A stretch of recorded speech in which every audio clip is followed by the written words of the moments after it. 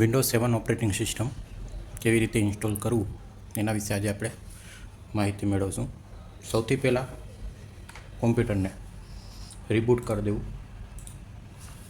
રિબૂટ કરતાની સાથે તમારે જો તમારે પેનડ્રાઈવ દ્વારા તમે ફોર્મેટિંગ કરતા હો તો F12 પ્રેસ કરવું. એ પહેલાં પેનડ્રાઈવને બૂટેબલ બનાવી લેવી, અથવા CD દ્વારા તમે જો ફોર્મેટિંગ કરતા હોય તો એ ફોર્મેટિંગ દ્વારા કરવામાં આવતું ફોર્મેટ પહેલાં આ પેનડ્રાઈવ મેં અહીંયા બનાવેલી છે. પેનડ્રાઈવને હું USB દ્વારા અટેચ કરીશ અને પીસીને રિસ્ટાર્ટ મારવાનું રહેશે. PC રિસ્ટાર્ટ મારતાની સાથે તમે જોઈ શકો છો પીસીને આપણે રિસ્ટાર્ટ મારી દેવાનું છે. PC રિસ્ટાર્ટની સાથે તમારે પેનડ્રાઈવ અટેચ કરી દેવાની છે અને F12 પ્રેસ કરતું રહેવાનું છે. F12 પ્રેસ કરતાની સાથે ફર્સ્ટ નંબરની ડેટા ડિસ્ક છે એ તમને જોવા મળશે. એમાંથી તમારી USB છે જે અમારી પેનડ્રાઈવ છે HP V220W1100, એની ઉપર એન્ટર કરતાની સાથે આ રીતના પોપઅપ એક જોવા મળશે. આ વિન્ડોઝ 7નું સેકન્ડ જનરેશનનું ઓપરેટિંગ સિસ્ટમ છે. એ ઓપરેટિંગ સિસ્ટમને આપણે ઇન્સ્ટોલ કરીશું.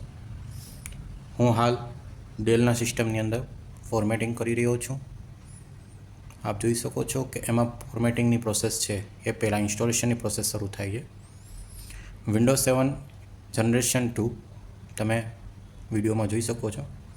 લેંગ્વેજને જે બધી વસ્તુઓ છે ડિફોલ્ટ એ જ રીતે રહેવાની છે. ઇંગ્લિશ, યુનાઇટેડ સ્ટેટ, નીચે US લખેલું હશે કીબોર્ડ મેથડમાં. અહીંયા આપેલું છે next button. Next button press કરતાની સાથે અહીં તમે જોઈ શકો છો ઇન્સ્ટોલ નાઉનું ઓપ્શન દેખાય છે. જો તમારા કોમ્પ્યુટરમાં રિપેર ઓપ્શન આપવું હોય તો તમે રિપેર પણ કરી શકો છો. એ તમારા કોમ્પ્યુટરના અમુક ડ્રાઈવર જે છે અથવા અમુક જે સોફ્ટવેર છે એ કરપ્ટ થવાને કારણે, વિન્ડોઝ કરપ્ટ થવાને કારણે તમે યુઝ કરી શકો છો. આપણે ફોર્મેટિંગ જ કરવું છે એટલે આપણે અહીંયાથી ઇન્સ્ટોલ નાઉ ઉપર ક્લિક કરશું. કોમ્પ્યુટરની અંદર હાર્ડ ડિસ્ક અને SSD, અત્યારે મોસ્ટ ઓફ લોકો છે SSDનો ઉપયોગ કરી રહ્યા છે, તો આપણે SSDને ધ્યાનમાં રાખીને એ પ્રમાણેનું પ્રોસેસ કરશું. અહીં તમે જોઈ શકો છો વિન્ડોઝ 7ના ઘણા બધી મોડેમ્સ છે આપણી પાસે અવેલેબલ છે. મારે 32 બીટ છે એ યુઝ કરવાનું છે. 32 બીટ એટલે x86, 64 બીટની સામે x64 લખેલું હશે. તો અહીંયા મેં વિન્ડોઝ 7 અલ્ટિમેટ OEMનું 86 વર્ઝન છે એને સિલેક્ટ કરેલું છે. આવા પેન ડ્રાઈવ અને સોફ્ટવેરના રિગાર્ડિંગ તમને મારી વેબસાઇટની અંદર ડિસ્ક્રિપ્શન લિંકની અંદર યુટ્યુબની અંદર પણ તમને વિગત મળી જશે. હવે હું અહીંથી નેક્સ્ટ આપી દઉં છું. વિન્ડોઝ 7 અલ્ટિમેટ OEM સિલેક્ટ કર્યા બાદ આ રીતનું એક પોપઅપ આવશે જ્યાં માઇક્રોસોફ્ટના લાઇસન્સના ટર્મ્સ એન્ડ કન્ડિશન બતાવેલું છે.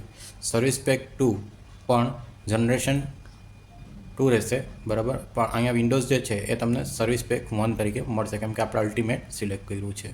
એક્સેપ્ટ કરતાની સાથે તમે નેક્સ્ટ આપશો. અહીં પાછા તમને બે ઓપ્શન જોવા મળે છે, અપગ્રેડ એન્ડ ઇન્સ્ટોલ અને છે કસ્ટમ ઇન્સ્ટોલેશન. તો અહીંયા આપણે સિલેક્ટ કરશું કસ્ટમ ઇન્સ્ટોલેશન. મેં જેમ તમને પહેલાં વાત કરી મારી પાસે SSD છે અને હાર્ડ ડિસ્ક પણ છે. અહીંયાથી હું SSD છે એને હું ફોર્મેટિંગ કરીશ. અહીંયા તમે જોઈ શકો છો 128 GBની SSD છે જેમાં 79 GB છે મેં સિસ્ટમમાં યુઝ કરી છે. અહીંયાથી હું પાર્ટીશનને ફોર્મેટ આપી દઈશ, એટલે SSDને હું ફોર્મેટ આપી દઈશ.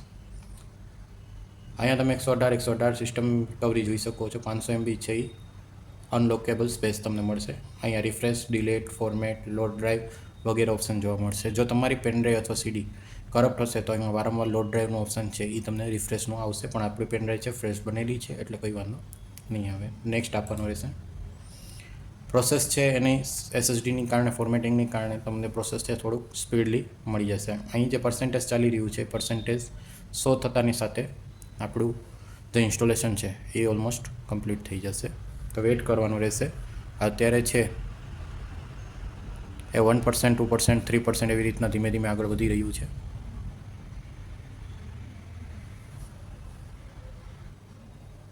પ્રોસેસ આપ જોઈ શકો છો 11% પહોંચી ગયું છે. વધુ ઝડપથી પ્રોસેસ થવા લાગી છે કેમ કે SSD છે સિસ્ટમની અંદર RAM કોન્ફિગરેશન સારું હોવાને કારણે અહીંયા તમે જોઈ શકો છો 20, 21, 22 એવી રીતના પ્રોસેસ છે ફટાફટ ચાલી રહ્યું છે. 31%, 33 એવી રીતના હવે જો બે સંખ્યાની સાથે પ્રોસેસ ચાલી રહી છે. આ જે પ્રોસેસ છે એ ચાલવાનું કારણ એક જ વસ્તુ છે કે તમારું જે ઓપરેટિંગ સિસ્ટમ જે તમે નાખી રહ્યા છો એ કમ્પ્લીટલી વર્ક કરી રહી છે. તમામ પ્રકારના વિડીયો એજ્યુકેશન રિલેટેડ હોય, ઓપરેટિંગ સિસ્ટમ રિલેટેડ હોય, હાર્ડવેર રિલેટેડ હોય, નેટવર્ક રિલેટેડ હોય, અમારી ચેનલની અંદર તમને જોવા મળી જશે. 48% અપ થઈ ગયું છે. પ્રોસેસ કન્ટિન્યુ ચાલુ જ છે. આપણી પેનડ્રાઈવ છે, આપણા જે ડેટાબેઝ છે એ કમ્પ્લીટલી વર્ક કરી રહ્યા છે. અહીંથી આપણે પ્રોસેસ જોઈ શકીએ છીએ.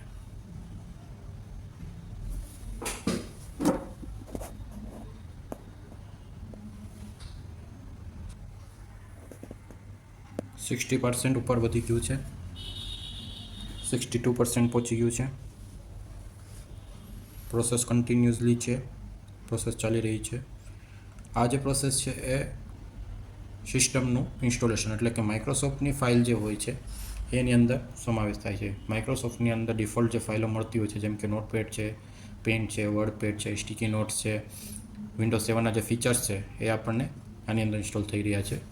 અત્યારે એ જે ફોર્મેટિંગ પ્રોસેસ છે ઓલમોસ્ટ થવા આવી છે. 75% ફાઇલ થઈ ગઈ છે આપણી. જોતમાં તમે થોડીક દેરમાં જ આપણું ફોર્મેટિંગ પ્રોસેસ છે કમ્પ્લીટ થઈ જશે. ફોર્મેટિંગ થયા બાદ એક નાનકડું રિસ્ટાર્ટનું ફીચર આવશે, તમે વિડીયોમાં જોઈ શકશો.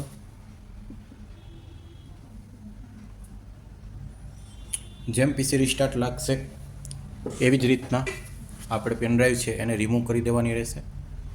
એની પાછળનું કારણ છે કે ફરીથી ઇન્સ્ટોલેશનની પ્રોસેસ છે રીઇન્સ્ટોલેશન ન થાય તેના માટે આપણે ફોર્મેટિંગ દરમિયાન જે પ્રોસેસ કમ્પ્લીટ થઈ જાય, અહીંયા 100% થઈ જશે એટલે આપણે સિસ્ટમમાંથી પેનડ્રાઈવ રિમૂવ કરી દઈશું જે બુટેબલ પેનડ્રાઈવ છે.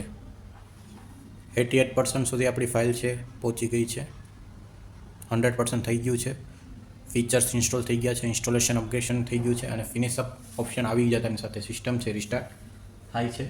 સિસ્ટમ રિસ્ટાર્ટની સાથે આપણે પેનડ્રાઈવ છે એને રિમૂવ કરી દઈશું અને એની રીતે જ પ્રોસેસ થવા દેશું. અહીંયા પીસી તમે રિસ્ટાર્ટ થયું છે એવું જોઈ શકો છો. પીસી રિસ્ટાર્ટની સાથે ફરીથી સ્ટાર્ટ થશે ત્યારે વિન્ડોઝ 7 લખેલો આવશે અને એના જે ફીચર્સ છે તમને જોવા મળશે. આપણું સિસ્ટમ છે એ અપગ્રેડેશન ચાલુ થઈ ગયું છે, કમ્પ્લીટ ઇન્સ્ટોલેશન થઈ ગયું છે. એની પ્રોસેસ આપણને બતાડી રહ્યું છે. પ્રોસેસ કમ્પ્લીટ થતાની સાથે વિડીયો છે ફરીથી એક વખત તમે જોઈ શકો છો કે એમાં પીસી છે ફરીથી રિસ્ટાર્ટ થાય છે અને વિન્ડોઝ 7 છે એ આપણું ઇન્સ્ટોલેશન થઈ ગયું છે. નાના નાના બેઝિક ફીચર્સ આવશે, અહીંયા તમે જોઈ શકો છો. સ્ટાફ પ્રિપેરિંગ થઈ રહ્યું છે. નાના નાના ફીચર એટલે કે થોડા ઘણા આપણે કોમ્પ્યુટરાઇઝ સેટિંગ કરવાનું હોય છે જેમ કે ટાઈમ અને ડેટ, પછી સિસ્ટમનું નામ આપવાનું હોય છે. એ વસ્તુ આપણે એની અંદર સમાવેશ થશે. સ્ટેપ બાય સ્ટેપ બધો વિડીયો બતાડી દીધેલું છે. પેનડ્રાઈવને બૂટ કેમ કરવી એ આ વિડીયો પછીના વિડીયોમાં આવશે.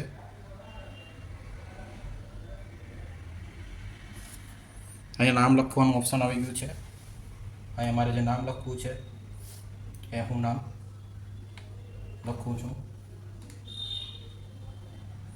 નેક્સ્ટ ઓપ્શન તમે જોઈ શકો છો. નેક્સ્ટ ઓપ્શનને આપણે અહીંયા ક્લિક આપશું. માઉસ દ્વારા અથવા કોમ્પ્યુટરના કીબોર્ડ સાથે અટેચ હોય તો તમે કીબોર્ડ દ્વારા પણ નેક્સ્ટ આપી શકો છો.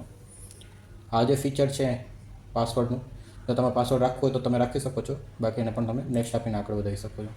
આ ઓપ્શન ખાસ કરીને યાદ રાખવું. અહીંયા હંમેશા આસ્ક મી લેટરનો ઓપ્શન જ સિલેક્ટ કરવો.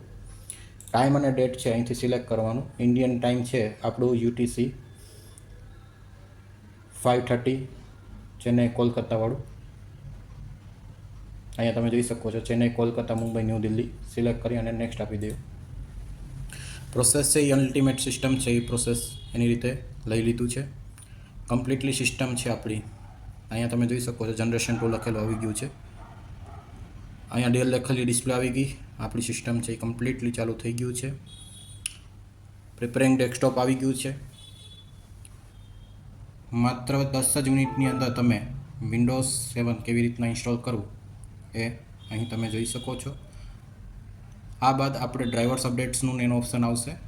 એ તમે કોઈપણ સોફ્ટવેર દ્વારા અથવા કોમ્પ્યુટરાઇઝ તમે ડાઉનલોડ કરેલા એના ઓરિજિનલ ડ્રાઈવર પેક છે એને યુઝ કરી શકો છો. કમ્પ્લીટ સિસ્ટમ આપણું ફોર્મેટ લાગી ગયું છે. Thank you so much. જો વિડીયો ઉપર નવા હોય, ચેનલ ઉપર નવા હોય તો લાઇક, શેર અને સબસ્ક્રાઈબ કરજો.